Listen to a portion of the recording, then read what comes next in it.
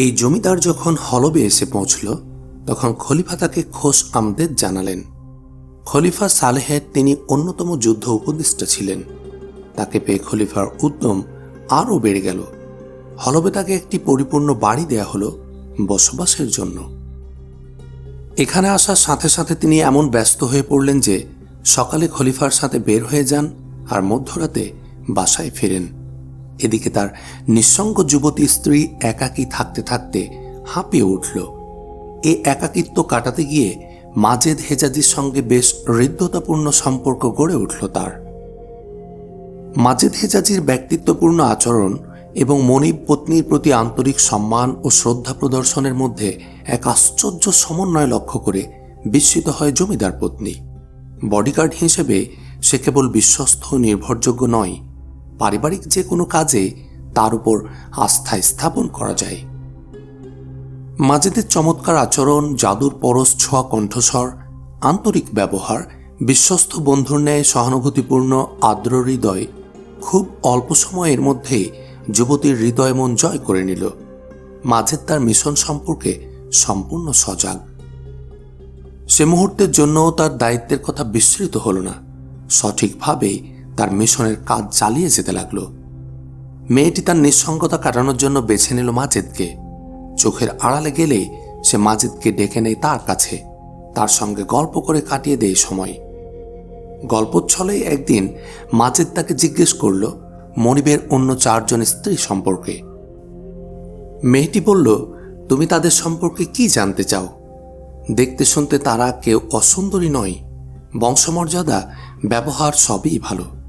স্বামী তাদের অপছন্দ করেছে পুরনো বলে, বয়স কম বলে আমি স্বামীর প্রিয়ভাজন হতে পেরেছি। কিন্তু পালাবার সময় কেউ নিজের স্ত্রীদের ফেলে আসে?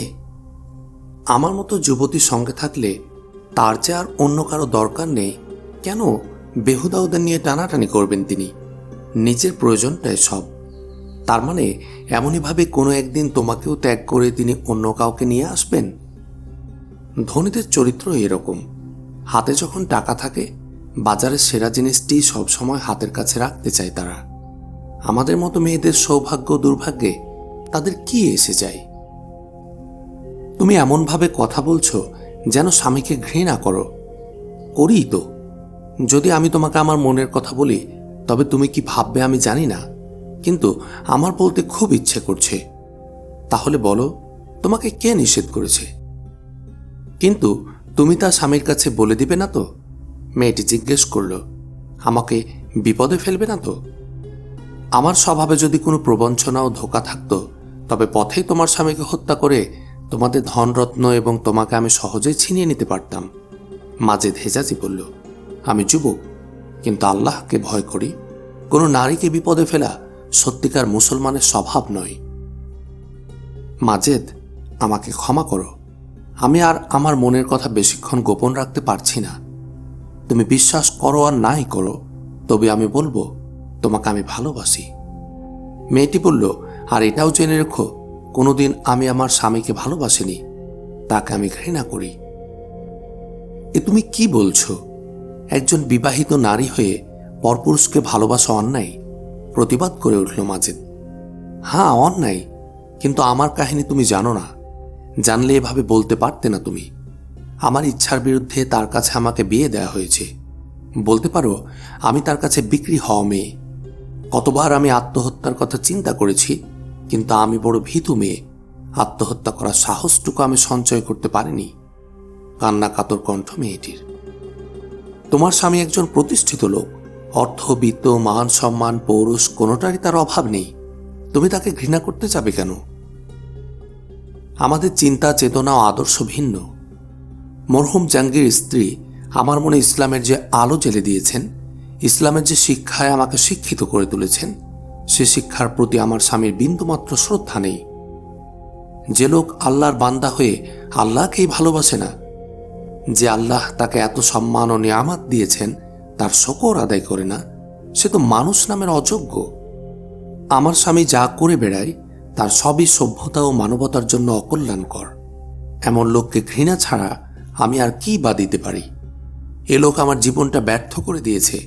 মরণ ছাড়া, তাই তো এখন আমার আর চাওয়ার কিছু নেই।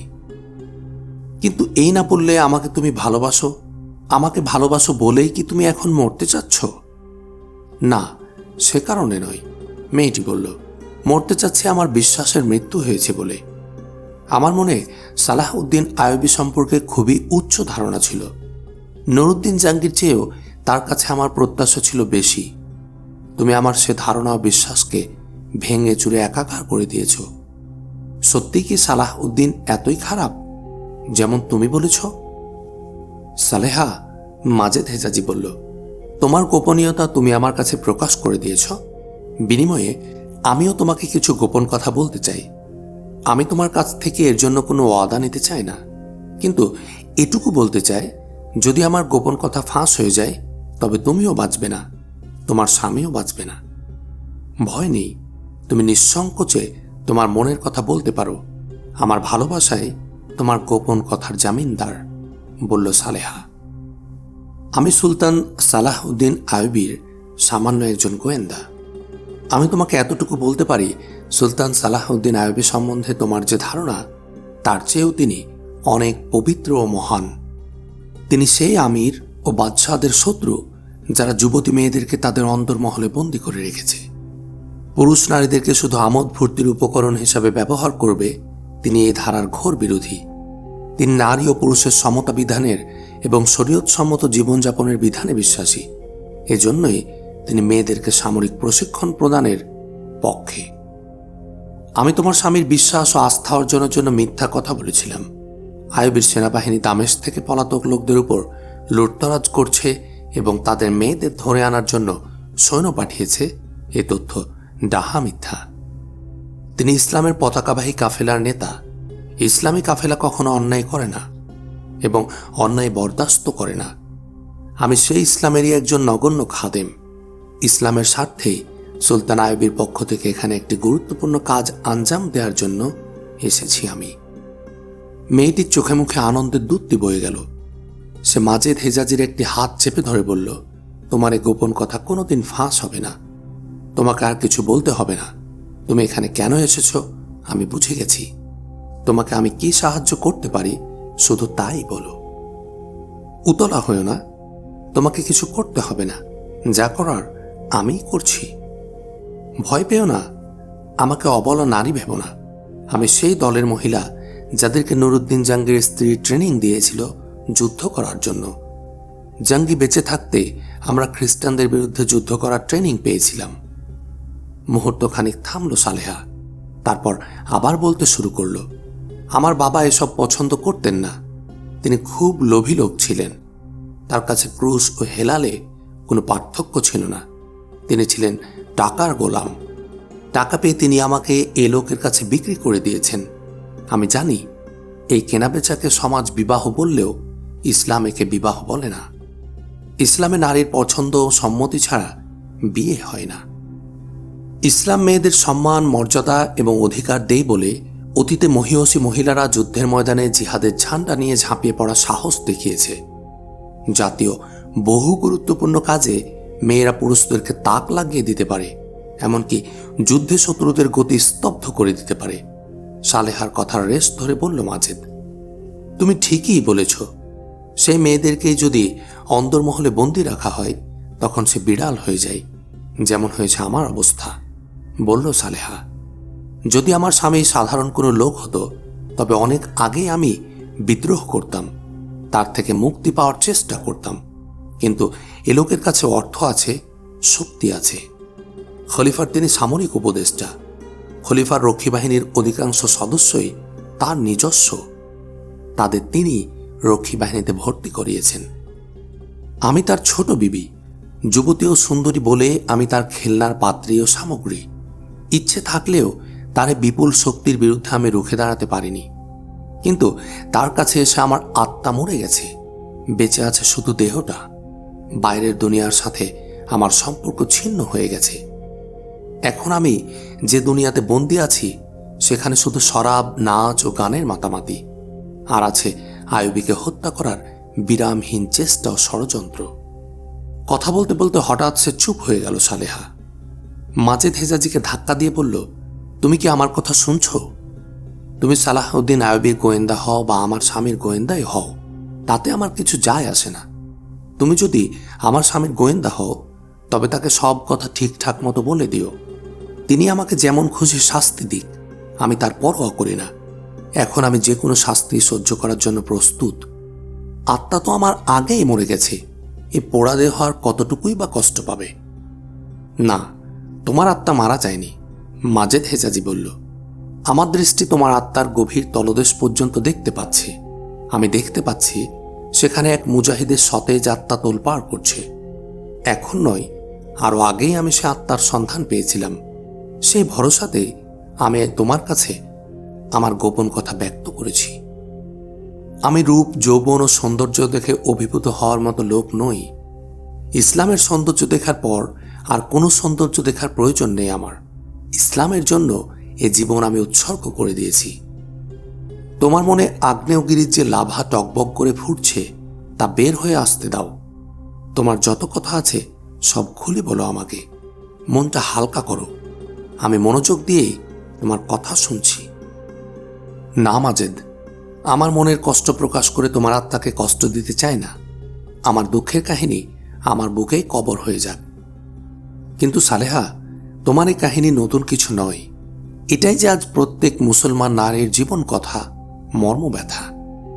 যেদিন থেকে ইসলামের অধঃপতন শুরু হয়েছে, সেদিন থেকে মুসলমানদের অন্তর্মহলগুলো এ চাপা কান্নায় ভরে উঠেছে। সুন্দরী মেয়েদের কিনে এনে বন্দি করার বর্বরতা ইসলাম কোনো মানুষকে শেখায়নি। অধঃপতনের এখানে শেষ নয়। তুমি শুনলে অবাক হবে, খ্রিস্টান যুবতীদের দিয়ে এখন আমির ও বিত্তবানদের হেরেমগুলো ভরে উঠেছে। জানি, আমরা এ সবই জানি। আমিরদের মহলগুলো খ্রিস্টান যুবতী ও সুন্দরীদের দিয়ে ভরে ওঠার পরও তারা কেবল মুসলমানই থাকছে না, এই অসভ্যতার পরও তারা মুসলমানদের নেতা বনে যাচ্ছে। আমার স্বামীর মহলও তাই হয়েছে, মেয়েটি বলল। আমার চোখের সামনে এই খ্রিস্টান মেয়েরা আমার স্বামীকে নিয়ে আড্ডা মারে, তাকে শরাব পান করায়। তখন কান্না ছাড়া আমার আর কিছুই করার থাকে না। কিন্তু এতে যে আমাদের পারিবারিক ব্যবস্থা ভেঙে যাচ্ছে, স্বামী স্ত্রীতে ফাটল ধরছে, এই বোধটুকুও নেই আমাদের আমিরদের।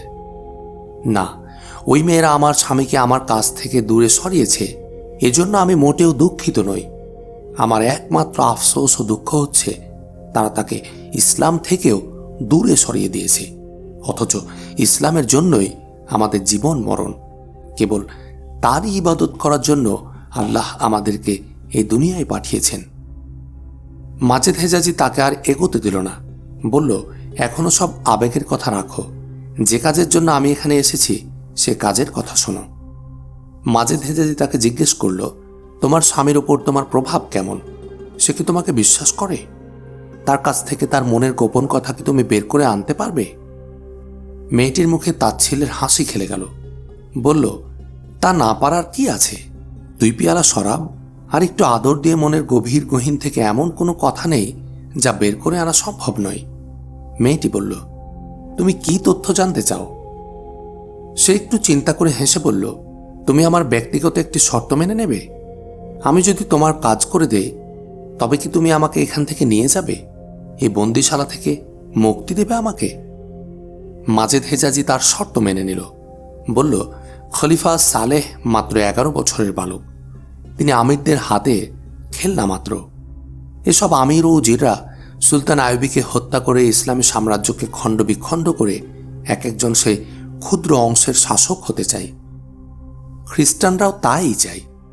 ইসলামী সালতানাত খণ্ড বিখণ্ড হলে তা গ্রাস করা সহজ হয়ে যাবে ওদের পক্ষে। সহজেই তারা ইসলামের নাম নিশানা মুছে দিতে পারবে। সুলতান সালাহউদ্দিন আইয়ুবী বলেন, যে জাতি তার রাজ্যকে টুকরো টুকরো করে সে জাতি কোনোদিন বেঁচে থাকতে পারে না। আমাদের এ সকল আমিররা খ্রিস্টানদের কাছ থেকে সাহায্য নিচ্ছে। খ্রিস্টানরাও নিজেদের স্বার্থেই তাদের সাহায্য করতে এগিয়ে এসেছে। আমি এ কথা জানার জন্যই এখানে এসেছি।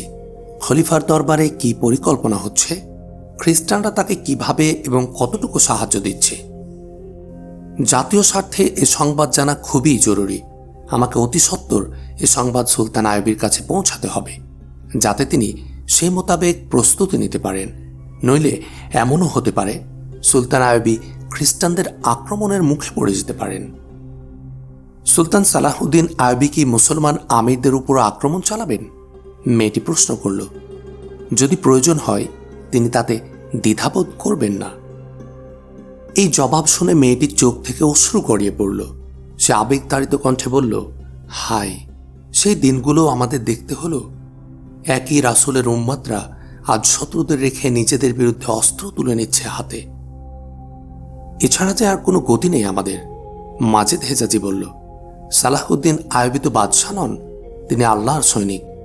তিনি বলেন, দেশ ও জাতিকে ভয় ও আশঙ্কা থেকে মুক্ত রাখার দায়িত্ব আল্লাহ সৈনিকদের উপরই ন্যস্ত করেছেন। তিনি আরও বলেন, সেনাবাহিনী সরকারের হাতের খেলনার পুতুল হতে পারে না। তাদের দায়িত্ব জাতির মান, সম্মান ও আজাদি রক্ষা করা। আর তা রক্ষা করতে গিয়ে যদি গাদ্দার এবং ক্ষমতালোভীদের বিরুদ্ধে অস্ত্র ধরতে হয়, তাহলে আমাদের তাও ধরতে হবে। উনি ঠিকই বলেছেন, গায়ের ফোড়া না কাটলে তাতে পচন ধরে। সে পচন কখনো কখনো মৃত্যুরও কারণ হতে পারে। জাতির ভাগ্য বিক্রি করে যারা নিজেদের ভাগ্য করতে চায়, তারা সমাজদেহের বিষাক্ত ফোড়া। এই ফোড়া যত তাড়াতাড়ি সরানো যায় ততই মঙ্গল। এখন বলো, এক্ষেত্রে আমি তোমাকে কি সাহায্য করতে পারি? সামরিক বাহিনীর সরকারের শক্তির অন্যতম উৎস। এখন তোমার কাজ হলো স্বামীর কাছ থেকে তাদের পরিকল্পনা এবং গোপন সব তথ্য জেনে নেয়া। আমি গোপন তথ্যও দেব, আন্তরিক দোয়া এবং শুভেচ্ছাও জানাবো।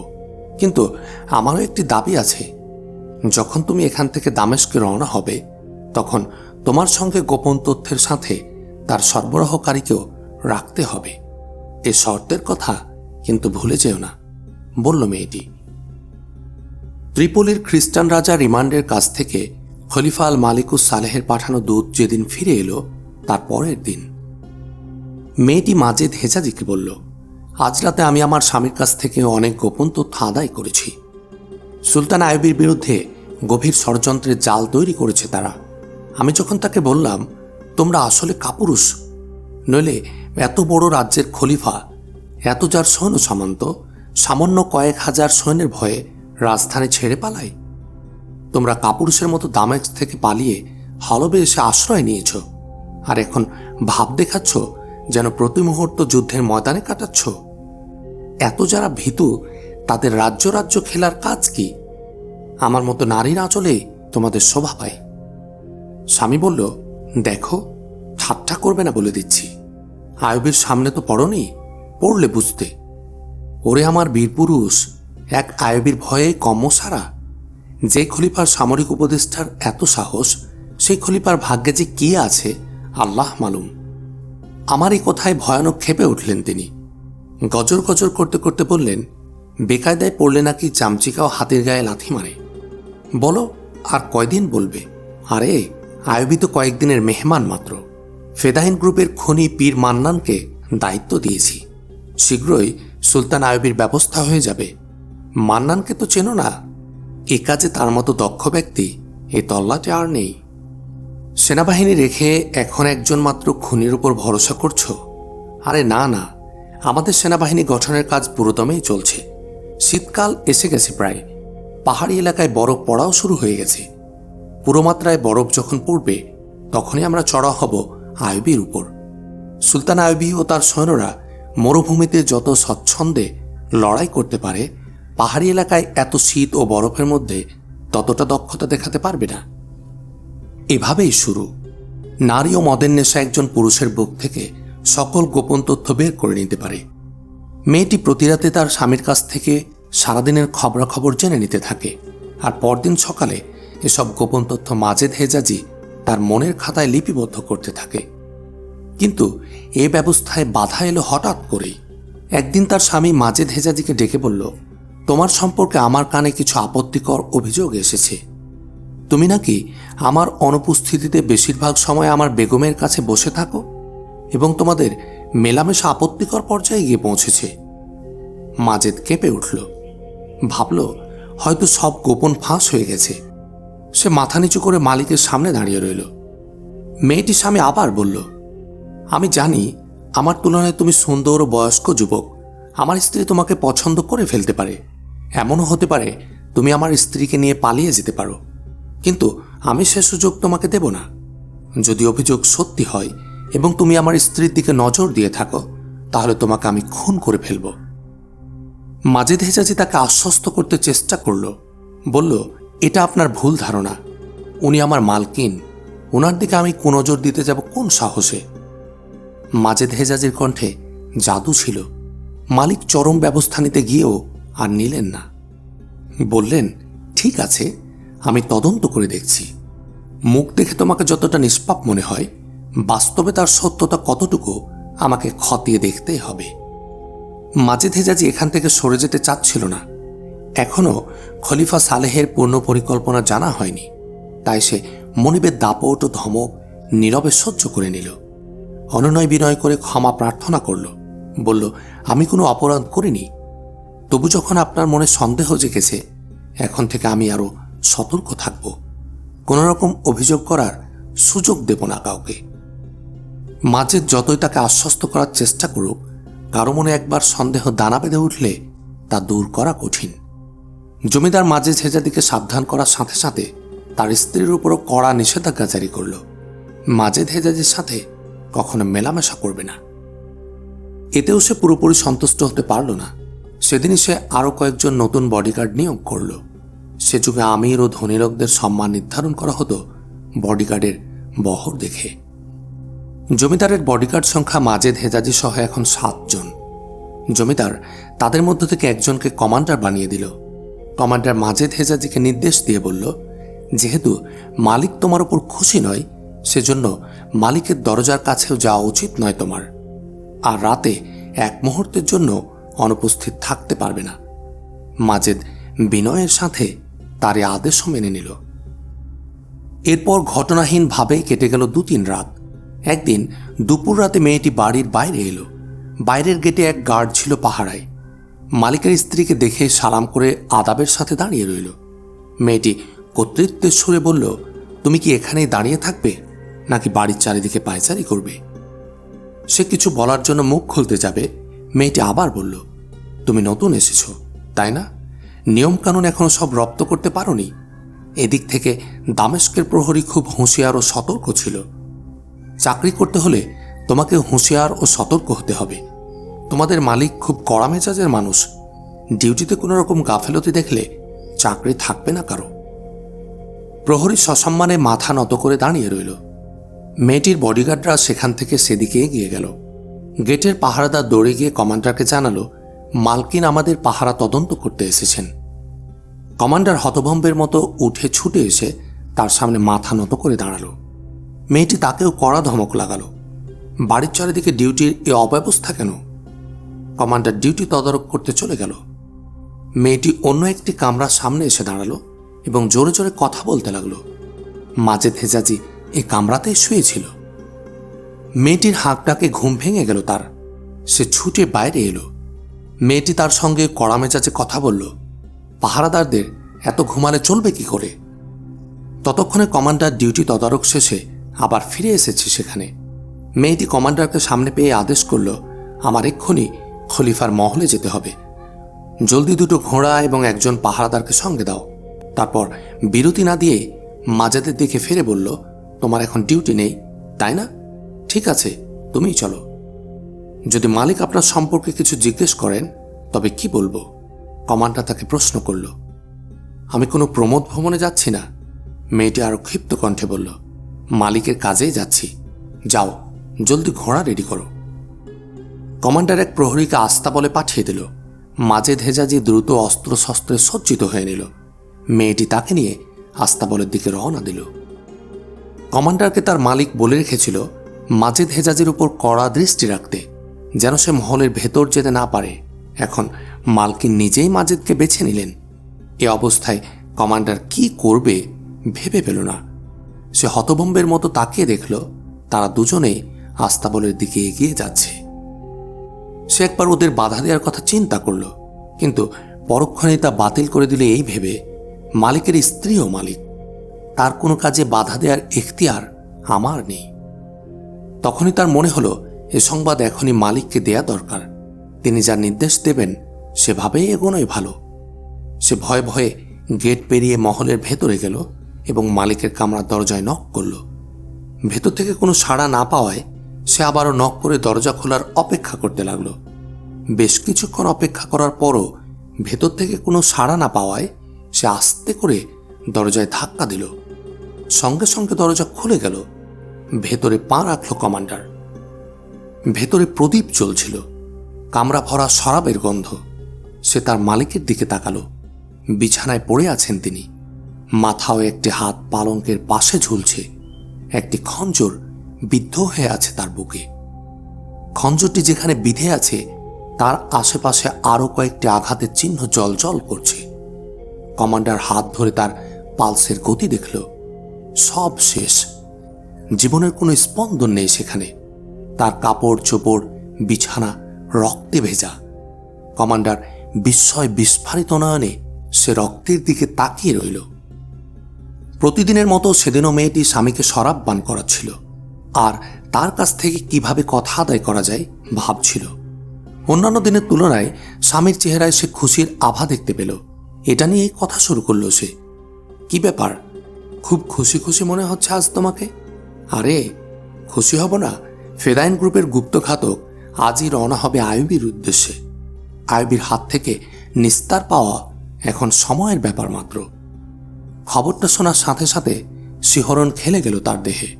আইয়ুবকে হত্যা করার জন্য আজই রওনা হবে গুপ্তঘাতক। এ খবর এক্ষুনি মাজেদকে জানানো দরকার। দেরি হলে যে কোনো মুহূর্তে অঘটন ঘটে যেতে পারে। সে তার স্বামীকে প্রতিদিনের মতো শরাব পান করালো। আজ সে এত বেশি খেয়েছে যে বেহুঁশ হয়ে গেল।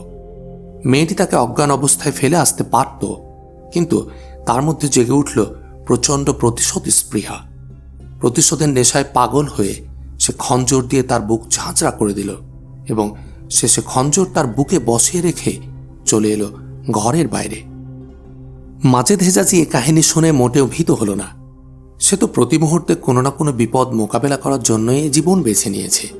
সে মেয়েটির দুঃসাহসিক কাজের প্রশংসা করে তাকে জলদি ঘোড়ায় উঠতে বলল এবং নিজেও দ্রুত ঘোড়ায় উঠে বসল। বিস্ময়ের ঘোর কাটতে কমান্ডার দ্রুত ছুটে বাইরে এলো। ছুটে গেল আস্তাবলের দিকে।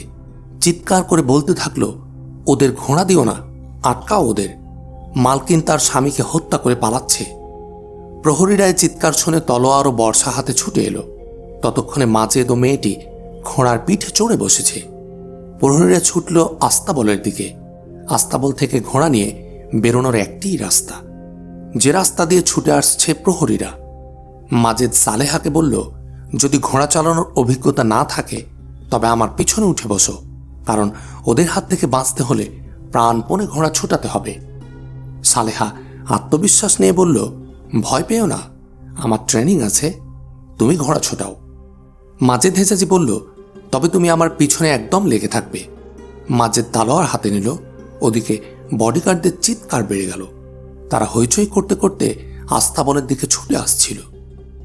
মাজেদ হেজাজি তাদের দিকে মুখ করে প্রাণপণে ঘোড়া ছুটিয়ে দিল। তার পিছনেই মেয়েটির ঘোড়া। কমান্ডারের গর্জন ভেসে এলো, থামো, নইলে মারা পড়বে।